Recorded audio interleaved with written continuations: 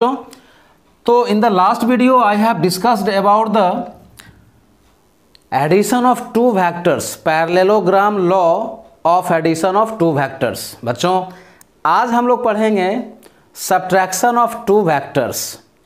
ठीक है बच्चों, but you will be very much surprised to know that there is nothing like subtraction of a vector, subtraction of two vectors. Actually subtraction of two vectors जैसा कुछ चीज़ नहीं होता है।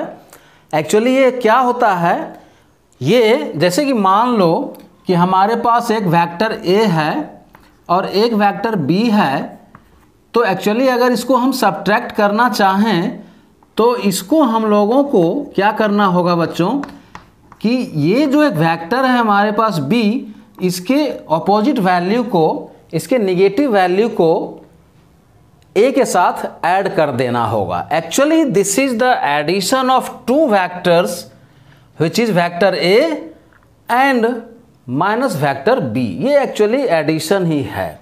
आपको याद होगा, आप लोग जानते होंगे कि जो हमारे पास जो फॉर्मूला होता है, स्टूडेंट्स जरा ध्यान से देखें, रिजल्टेंट का फॉर्मूला क्या होता है। अगर दो वेक्टर्स को हम लोग ऐड करें तो वेक्टर का तो फॉर्मूला क्या होता है ए और बी के लिए बच्चों, A square plus B square plus 2ab cos theta, यही होता है ना डियर स्टूडेंट्स। तो try to understand all of you. और फाइनली अभी अगर हम देखें तो एक्चुअली हम वेक्टर ओ ए जिसका वैल्यू ए है, एक्चुअली वेक्टर ए है ये, और ओ बी जिसका जो कि वेक्टर बी है, दोनों को ऐड करेंगे। लेकिन एक्चुअली हमें क्या निकालना है, डिफरेंस निकालना है वेक्टर का।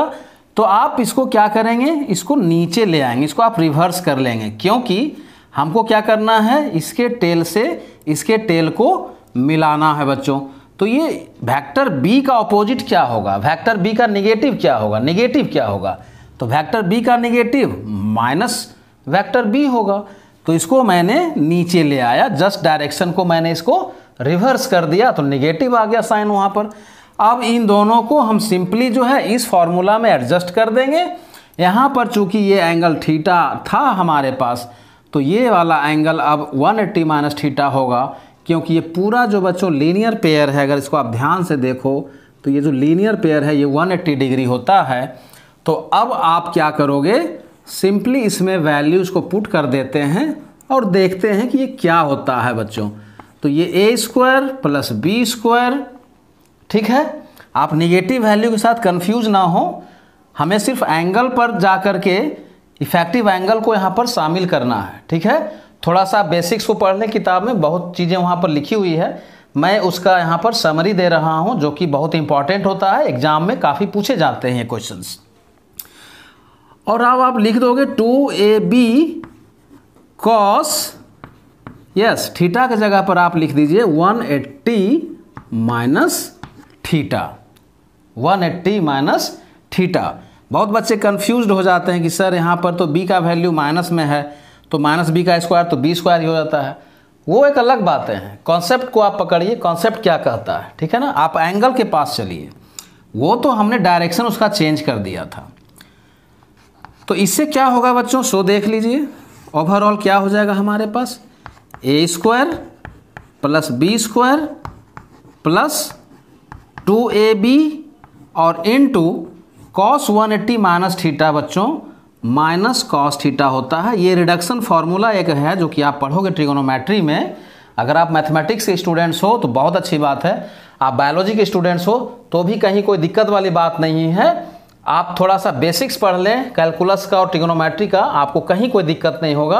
और मैंने बायोलॉजी वाले स्टूडेंट्स के लिए एक स्पेशल वीडियो भी बना रखा है अपने चैनल पर, आप वहां जाके विजिट करें, उस वीडियो को देखें।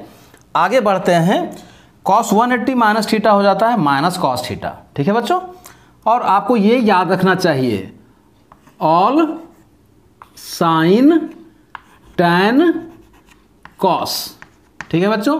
फर्स्ट क्वाड्रेंट में सभी पॉजिटिव, सेकेंड क्वाड्रेंट में सिर्फ साइन पॉजिटिव, थर्ड क्वाड्रेंट में सिर्फ टैन पॉजिटिव, फोर्थ क्वाड्रेंट में cos positive. Cos 180 minus theta, 180 minus theta कहाँ का एंगल है बच्चों, 180 माइनस थीटा जो है ये यहाँ का एंगल है, तो यहाँ पर तो सिर्फ साइन पॉजिटिव होता है और यहाँ ये कॉस है, इसलिए ये नेगेटिव हो गया। ठीक है ना, मेरी बात समझ रहे होगे तुम लोग। तो सिंपली अब आप इसको सॉल्व कर दोगे तो ये हो जाएगा बच्चों A square plus B square minus 2ab cos theta. तो ये हुआ रिजल्टेंट टू वेक्टर्स के डिफरेंस का। ठीक है बच्चों, इस पर हम लोग थोड़ा सा कुछ न्यूमेरिकल छोटा मोटा करके देखते हैं। मान लेते हैं कि एक न्यूमेरिकल में यहाँ पर सॉल्व करना है आप लोगों के लिए। क्वेश्चन ये है कि the magnitude of sum of two vectors, the magnitude of sum of two vectors is equal to the magnitude of difference of the same vector. अगर देखा जाए इसको ध्यान से बच्चों, तो ये कुछ इस तरह का स्टेटमेंट है। यहाँ पर ये कुछ इस तरह का स्टेटमेंट है बच्चों। देखो a plus b, vector a plus vector b का mod is equal to vector a minus vector b का mod. Magnitude of vector a plus b, देखो एक वेक्टर a है एक वेक्टर b है, दोनों का सम भी एक वेक्टर होगा, उसका मैग्नीट्यूड यानी उसका मोड, मॉडुलस आप निकालेंगे, उसका magnitude is equal to the difference of the same vectors, is equal to the magnitude of difference of the same vectors. ठीक है बच्चों, वही दोनों वेक्टर्स के डिफरेंस के मोड के इक्वल है। अच्छा एक काम करते हैं, इसको हम लोग फर्दर सॉल्व करते हैं। ठीक है, मैग्नीट्यूड क्या होता है वेक्टर का, a प्लस बी वैक्टर का मैग्नीट्यूड क्या होता है बच्चों, a प्लस बी के वैक्टर का मैग्नीट्यूड आपको याद है ना, a प्लस बी के वैक्टर का मैग्नीट्यूड आपको याद है ना। आप देखिए a square plus B square plus 2ab cos theta is equal to a square plus B square minus 2ab cos theta. ठीक है बच्चों, तो अब देखो एक्चुअली है क्या, जरा सा कैमरा देख लिया जाए। हाँ यस, हाँ देखिए, तो ये आप देखो इसको ध्यान से। ठीक है ना, ये मैंने फॉर्मूला यहाँ पर लिखा, इसका फॉर्मूला यहाँ लिख दिया, इज इक्वल टू इसका फॉर्मूला मैंने यहाँ लिख दिया। आप ध्यान से देखोगे तो ये क्या हो जाएगा बच्चों, ए स्क्वायर कट जाएगा, बी स्क्वायर कट जाएगा और मिलेगा क्या हमारे पास, देख लीजिए आप ध्यान से, 2ab cos theta is equal to minus 2ab cos theta. ठीक है स्टूडेंट्स, अब आप इधर ले आएंगे इसको तो ये हो जाएगा 4ab कॉस थीटा। एक्चुअली आपको एंगल निकालना है दोनों वेक्टर्स के बीच में, ये तो मैंने शुरू में बोला ही नहीं। एक्चुअली आपको ये कंडीशन है तो कहता है कि दोनों वेक्टर्स के बीच का एंगल निकालिए, ये हम लोग निकालने का कोशिश कर रहे हैं। तो 4ab cos theta equal to हो गया बच्चों 0। ठीक है, तो अगर यहाँ पर वेक्टर a और वेक्टर b अगर जीरो वेक्टर नहीं है जैसा कि कंडीशन भी कहता है, तो ये अब देखो ये सभी का ये तो 4 है। ठीक है ना, तो कुल मिलाकर के क्या हो जाएगा बच्चों, सो देखते हैं। देखिए एक्चुअली होगा क्या, यहाँ से हम लोग यहाँ चले आते हैं थोड़ा, 4ab कॉस थीटा पर यहाँ पर चले आते हैं।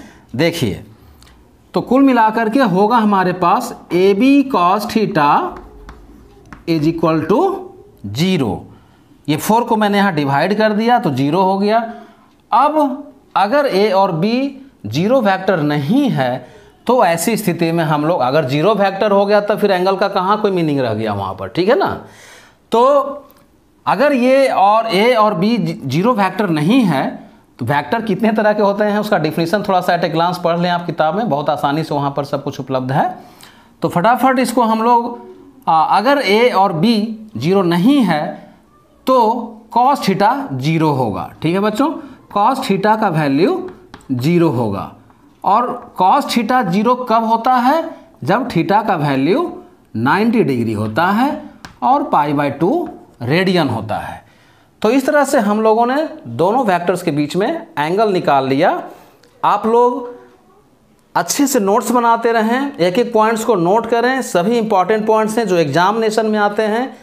and keep watching my video, try to understand, and all the very best for your coming examination. Thank you all of you.